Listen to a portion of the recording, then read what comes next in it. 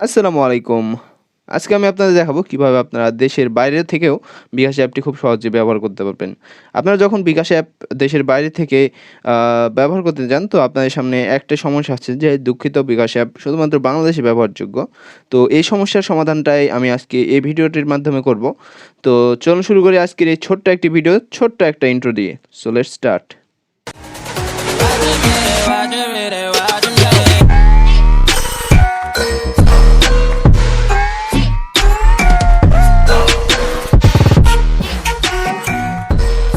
তো ১ম এ আপনার ফোনের প্লে স্টোরে চলে যাবেন এবং এখানে সার্চ বারে এসে একটি অ্যাপ সার্চ দিবেন, বাংলাদেশ ভিপিএন আনলিমিটেড। তো যেটা ফ্রি আনলিমিটেড আসছে ওটাতে চলে যাবেন।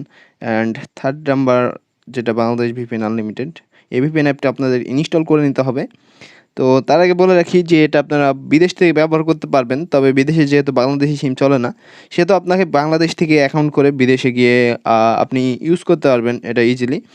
এবং বিকাশ অ্যাপ ডাউনলোড করতে না পারলে এই সেম মেথডে আপনারা এই ভিপিএনটি লাগিয়েও বিকাশ অ্যাপটি ইনস্টল করে নিতে পারেন খুব সহজে বিদেশ থেকেই। তো তারপর ভিপিএন অ্যাপটি যখন ইনস্টল হয়ে যাবে আপনারা এটা ওপেন করবেন। তো ওপেন করার পর আপনারা দেখতে পাবেন এটা উপরে স্মার্ট লোকেশন আছে। তো স্মার্ট লোকেশনে যখন আপনারা ট্যাপ করবেন, তো এখানে আপনারা অনেকগুলো লোকেশন দেখতে পাবেন। এখান থেকে বাংলাদেশটার যেকোনো একটা সার্ভার সিলেক্ট করে নেবেন। তো সিলেক্ট হয়ে যাওয়ার পর এখান থেকে পারমিশন যেগুলো চাইবে ওকে করে দিবেন।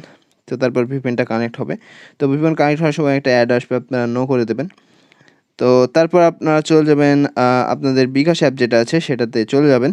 তো বিকাশ অ্যাপে গেলে তো এবার দেখুন বিকাশ অ্যাপটি আপনাদের সামনে ওপেন হয়ে যাবে ঠিক এভাবে। ভিপিএনটি দেখুন কানেক্টই আছে।